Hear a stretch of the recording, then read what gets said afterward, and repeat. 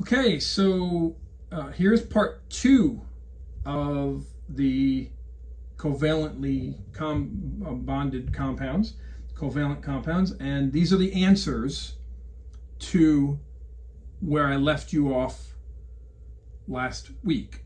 Okay, so you've got ammonium nitrate, tetraphosphorus hexoxide, that's tetraphosphorus, 4 phosphoruses and 6 hexa oxygens. Going back to ammonium nitrate, that was an ionic compound, so it's just polyatomics. Ammonium is the cation and nitrate is the anion, so that's simple. And there's one of each, so let's put them together at a 1-to-1 ratio. Hydrobromic acid, you know it's an acid, so it's going to have an H, and bromine is the root, so, and there's no oxygen, so it's just binary. Potassium iodide, that's ionic because potassium is a metal. Iron, you know, is a metal, and it's a transition metal, so it has a charge of +3, and phosphate has a charge of -3, so it's a 1-to-1 ratio, so you need 1 iron and 1 phosphate. Carbonic acid is an acid, so it's got an H in front, and carbonic is the CO3, so H2CO3. And then copper 2 oxide, again, copper is a transition metal. It's a metal, so it means it's ionic, and it has a charge of +2. So hydroxide has a charge of -1, so you need 2 of them to balance the copper's +2, giving you a neutral molecule of Cu parentheses OH and parentheses 2. Okay, and then carbon tetrachloride. Carbon, one of them, tetra, 4 chlorines.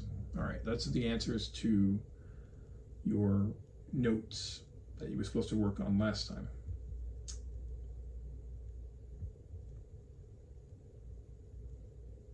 And one more on the bottom, if you were looking for that in your notes, acetic acid. And I know that this looked different from your notes last time. It's just rearranged. To make it even more confusing, there's more than one way to write acetic acid's formula. So not only is acetic acid known by a common name instead of a formal name, but you can write its formula different ways too.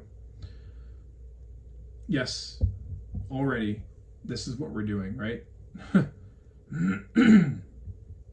All right, so molecular structures. These are structural formulas that show the relative positions of atoms within a molecule.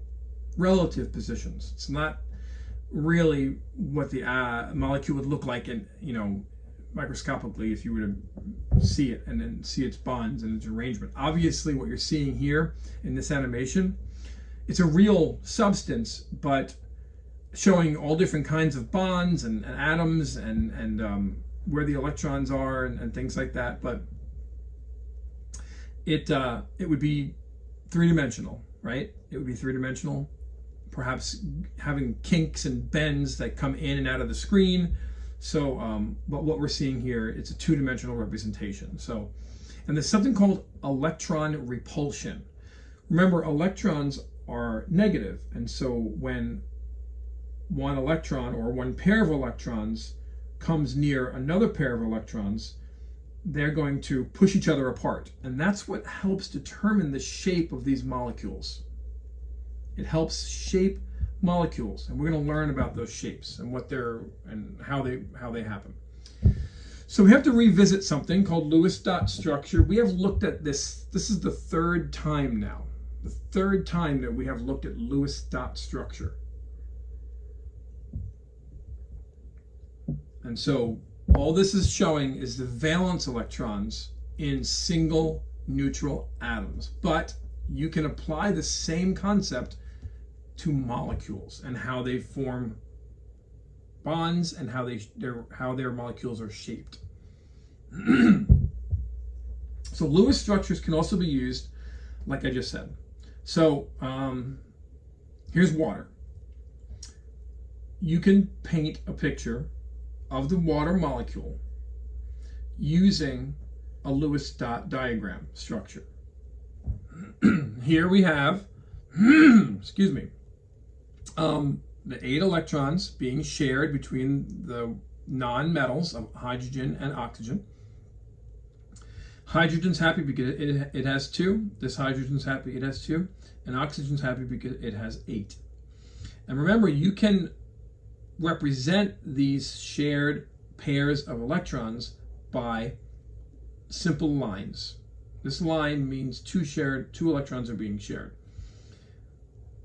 But believe it or not, this is not the shape of water. No reference to that weird movie. So let's practice.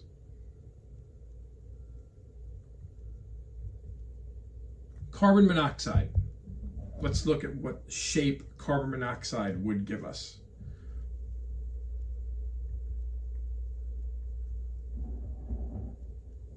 Or what the Lewis dot structure would look like. So I'm going to go through this piece by piece, okay?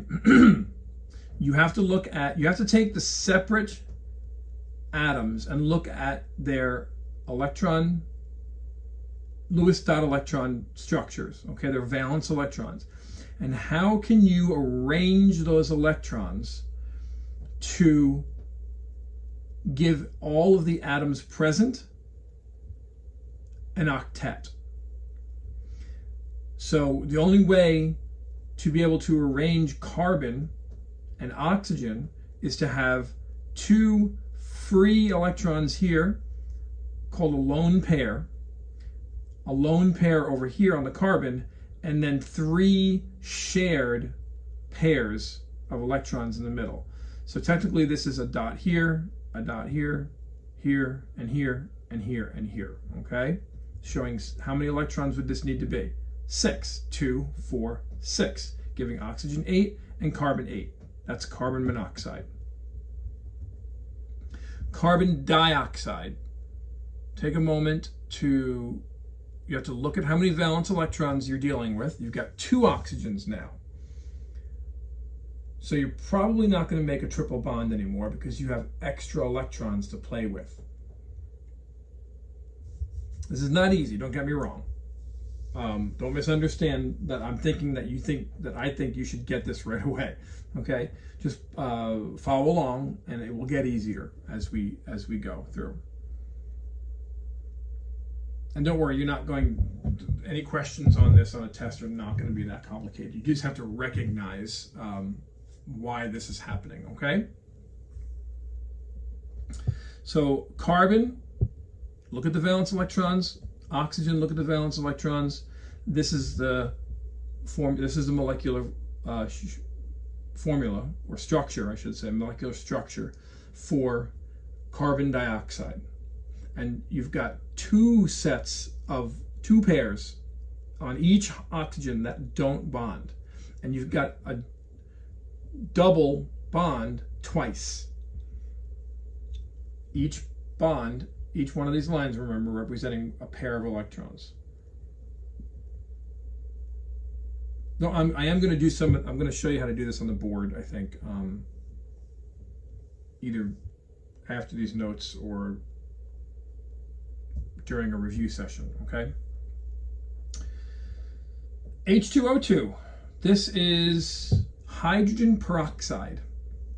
Very similar to water, but you don't want to drink this stuff. You can rinse your mouth out with a very weak solution of it. The stuff you buy in the brown bottles at Walgreens or CVS for cleaning cuts, bubbles and things like that. You can rinse your mouth out with that, and then really quick for killing germs, or if you have a canker sore or you bit your tongue or something like that. Just then you spit it out. You don't drink it. So that's only 3% hydrogen peroxide, because hydrogen peroxide is pretty corrosive stuff.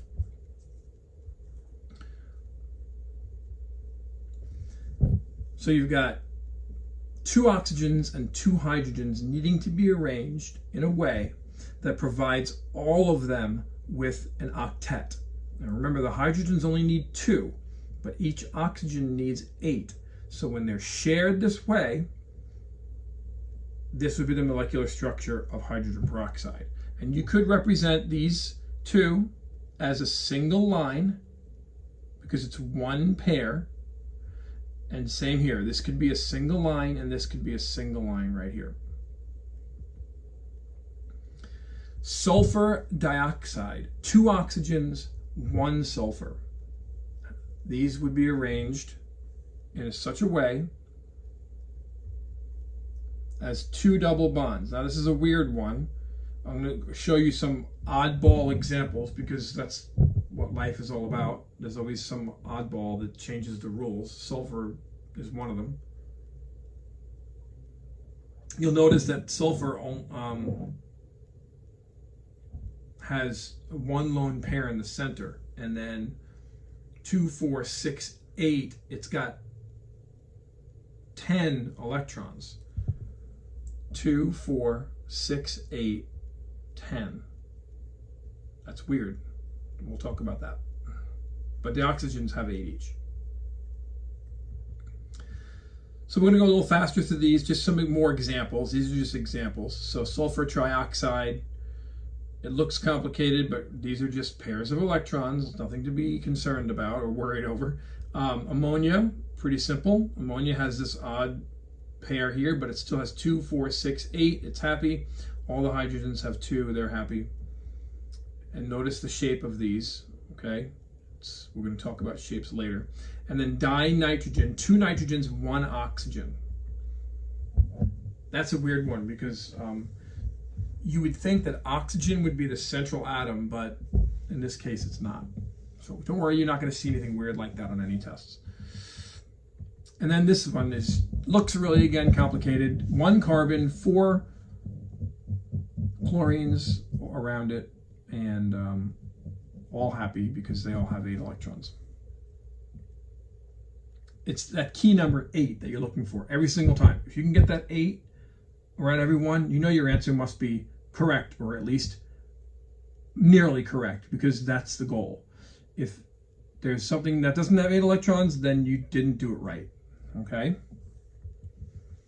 All right, so here are the exceptions I was talking about. Sometimes you can have an odd number of electrons, like this one. Here you've got 2, 4, 6, 7. I'm just telling you that there is a rule. You don't ever have to write a molecule like this, okay? But you have to know what the exceptions are, and there are 3 of them, I think. You can have a stable molecule with less than 8 electrons, just like that odd one before was less than electrons also, but this one only has 6. The hydrogens are full, but boron only has 6, not 8. And this is called borane, or boron hydride. I don't know what it's used for, but it exists. And you can have a stable covalent molecule, molecular compound, that has greater than 8 electrons. It's called an expanded octet. So those are the 3 exceptions to the rule. Here phosphorus has 2, 4, 6, 8, 10.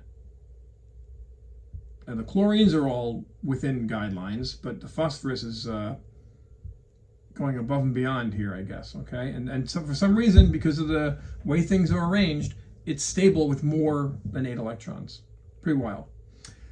So your job now is to recognize how to make a Lewis dot structure for some basic, just like what we just saw, the Lewis dot structures for those.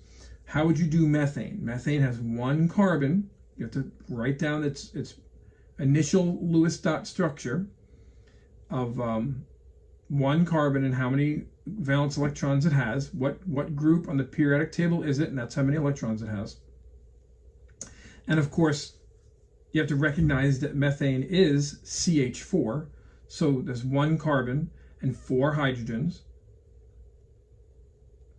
How would you arrange those? What do you know about molecular configuration already? Would this be, would these hydrogens all be in a line connected to each other?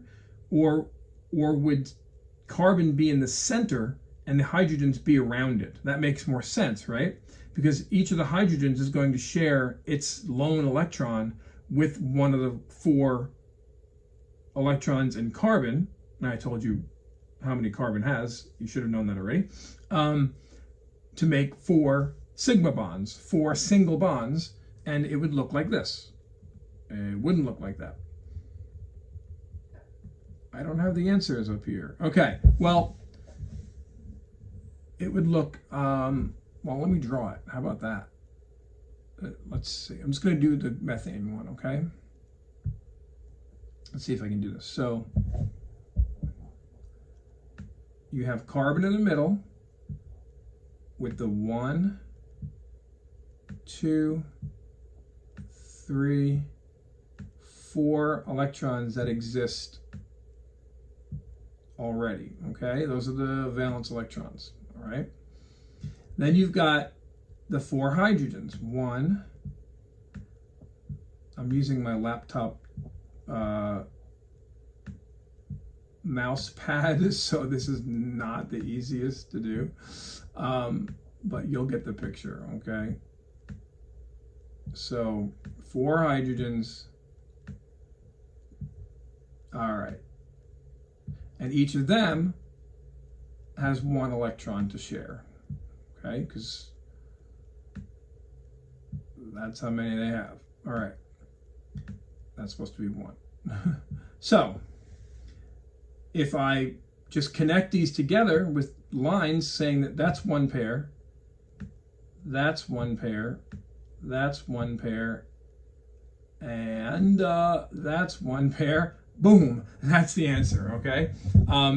That is the Lewis dot structure, or the chemical structure for methane. And that's how you do it, okay? So I've already shown you ammonia, so ammonia is going to be easy. So your job is to, after this video or this evening, complete number 2, 3, 4, 5, and 6 on, and carbon tetrachloride was also given, I believe, in your notes. So that one should be pretty easy to do. Just copy it. But the other ones you got to figure out, okay? Just practice, practice, practice. And same with these. Do the same thing for the bromine, oxygen, ammonium, that's got a +1 charge, so it lost an electron. So that plus is important. Sulfate, look up what sulfate is, and then the next 2, okay? Same here. There are charts in your notes. Just practice writing the Lewis dots for these. If you are struggling, use the internet as a last resort, but just using the internet each and every time without trying yourself at first is not going to be helpful, okay? So try it. Try the C2H4, which I think was already on the last slide, previous 2 slides ago. And then what you have written down, do it in pencil so that you can erase, and so it looks nice and neat when you turn your notes in. And then check online to see what the answer is, and check yourself, all right? Okay, Vesper theory. What is this? It's VSEPR. We say Vesper, that's how it's pronounced. And it stands for valence shell electron pair repulsion. Wow, that is a mouthful.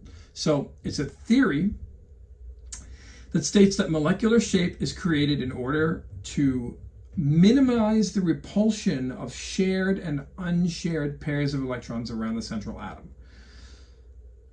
Long story short, like I said before, electrons are all negative, and they're going to push away other negative electrons. They're going to push it. They're going to push them away, which makes the shape of the molecule a certain way. And they come in different shapes: linear, triangular, planar, trigonal, tetrahedral, and so on and so forth. So we're going to talk about what some of these pairs are. Okay, so here's a very good animation that shows how different amounts of electrons will change the shape of a molecule. So let's start at the beginning. So you only have two. Very simple. Throw another pair in, there's no repulsion. They can stay far apart. Throw a third pair in, whoa, the other two got pushed away. A fourth, all equal angles. Fifth, again. So it all is about balance. It's all about balance. Where will these electron pairs be happiest? And that makes the shape of the molecule, okay? So let's look at some major examples. It says take a picture, but you don't need a picture because you have the video available to you. So that's kind of old. But at the top, let me get my laser pointer back. Okay, at the top here, this whole column, there's no lone pairs, 0 lone pairs of electrons to affect any shape. But the pairs that do exist, so X's are other atoms. This is your central atom. The X's are the atoms that are around the central atom, okay? And it tells you the angle and the shape. Linear, what angle it is. Throw another pair in there and it bends these two down. It's still flat, so it's planar, but now it's trigonal. There's 3 of them, and the angle is 120 degrees. Throw another one in. This one's going, remember, back into the screen. This darker one is coming out at the screen at you, okay? And tetra means 4, so there's 4 surrounding atoms around a central atom, and the angle is 109 degrees, and so on and so forth. When you add a lone pair, it changes the shape, but not quite to what trigonal planar would be. It has less of a force. So here, this is greater than 120 degrees, greater than 109, greater than 120, and less than 90. So I guess it depends on the situation the molecule is in. So this is water right here. Water has a bent shape. That's, okay, the shape of water, bent. This is ammonia, trigonal pyramid.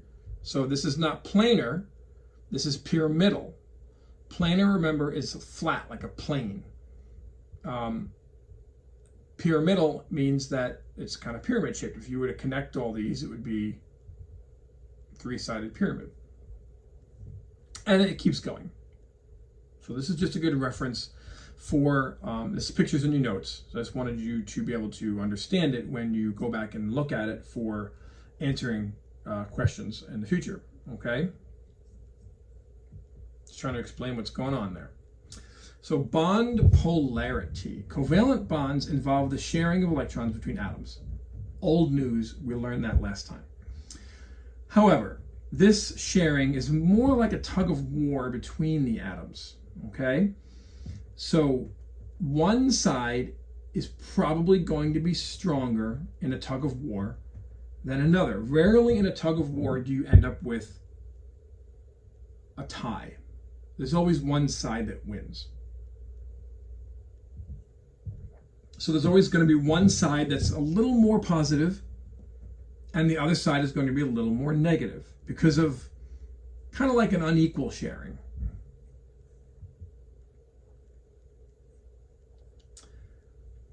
So non-polar covalent bonds are a complete equal sharing. There's no polarity.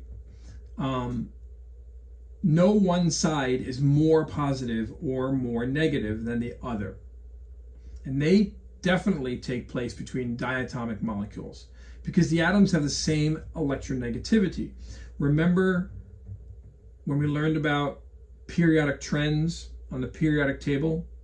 And of course, you have that periodic table in front of you right now. So you can see that certain atoms have a more electronegative affinity than others do. If the closer the atoms are together on the periodic table, the less of a pull they're going to have on each other. Okay, the more closely equal they're going to be. So if you're talking about diatomic molecules, your Brinkelhoff molecules, oxygen, nitrogen, iodine, chlorine, those, hydrogen, fluorine, bromine, they are going to be non-polar, like the first picture. And then we're going to talk about the polar ones too. And then of course ionic are all polar. You're always going to have one side that's more negative and one side that's more positive. That was just there for reference. We don't really talk about them here. All right, so an example of non-polar is carbon dioxide or methane. Okay, they are non-polar because both ends are the same negativity. There's no difference in them. It's linear. There's no one side pulling more than the other. Everything's pretty straight. Okay? Same with methane on the top, the blue. Everything's equally spread out in all different directions. There's no, and they're all hydrogens. There's no other more electronegative atom pulling, or pushing, I should say, on any of the other ones. So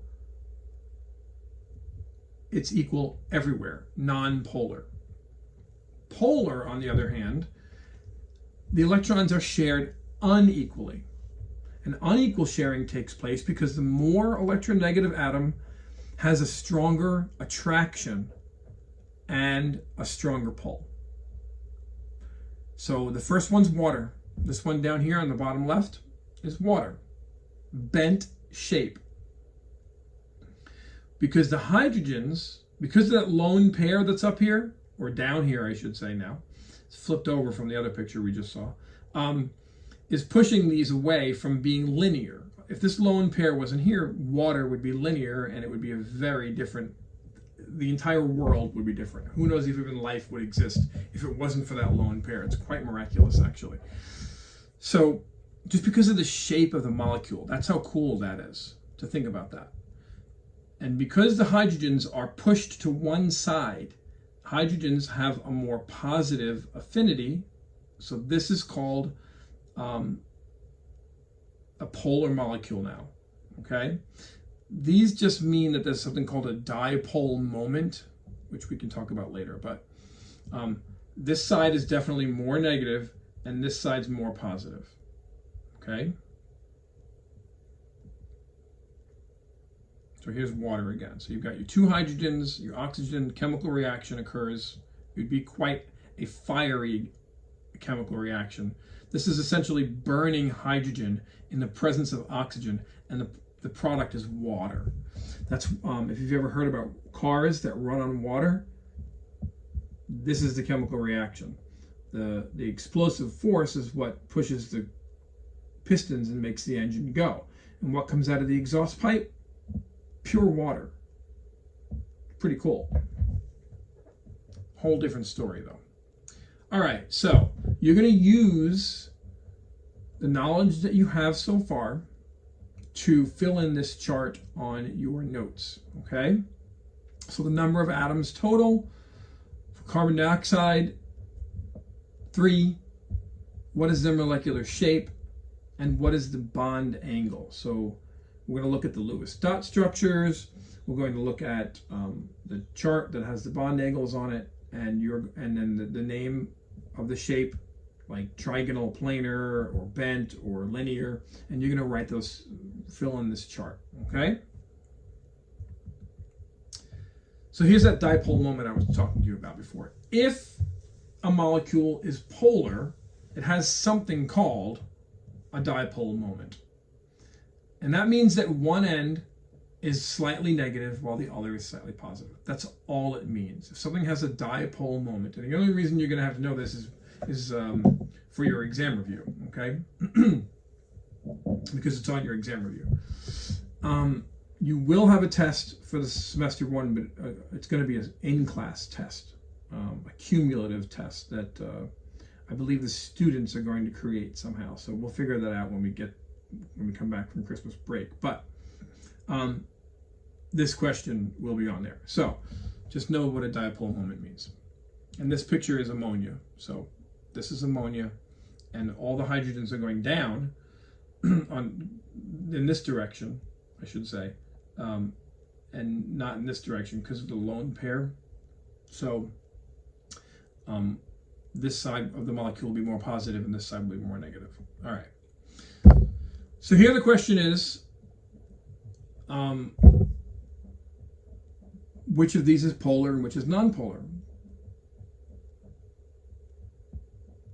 So these symbols, the arrow with the little plus on the end, is showing you which side is more positive and which side is more negative, okay? So in hydrochloric acid, hydrogen's more positive and chlorine's more negative, so you're going to have a net dipole, meaning that this is polar. This is a polar molecule. Hydrochloric acid is a polar molecule. That's what the purple arrow is just showing. What's the direction of the polarity? Positive here, negative here. Notice how this one does not have a purple arrow. No purple arrow, no net dipole, okay? Boron trichloride, the chlorines are pulling equally in all directions. They're all the same atom, so neither of them are going to affect the other one a different way. So this is equally balanced out. The positiveness is in the center and the negativeness is equal in all directions. Look at this. An oxygen all by itself and two hydrogens. You know that's going to be unbalanced, unequal sharing of electrons. So that therefore has a net dipole. That is polar. Same with this one, ammonia. Again, positives, more negative here. You're going to have an unequal sharing. Carbon tetrachloride. No, it's not polar. No net dipole. Because again, just like boron trichloride, the chlorines are all in equal directions, pulling with, if you measured the angles between all of these, they'd all be equal, and there'd be no unevenness. Here you have 3 chlorines and a hydrogen. Instantly you know it's going to be polar. You instantly know it's going to be polar because you have different atoms at different ends with different electronegativities. Hydrogen's way on the other side and chlorine's way on the other side, so opposite. Here, you know it's going to be equal because all the fluorines are pulling in, they're going to be pulling in equal directions, equal forces. Again, here, all the fluorines around the sulfur equal, not polar. So your job here on your notes later is to determine whether these are polar or non-polar substances. So you have to recognize the chemical name, if it's a molecule, and draw out the Lewis dot structure so that you can see the shape, and then say if it's even or uneven, pull. You may have to look at the electronegativity of the atoms, and then determine whether this molecule, I should say, would be polar or non-polar, okay?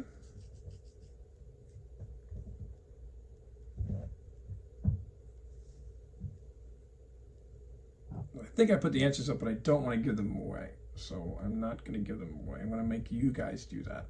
All right, and that's the end of the notes. Quicker ones this time, but you have plenty of time now to work on those answers. You can work with your immediate neighbor, talk to them, or you can do it on your own. But please use your time wisely.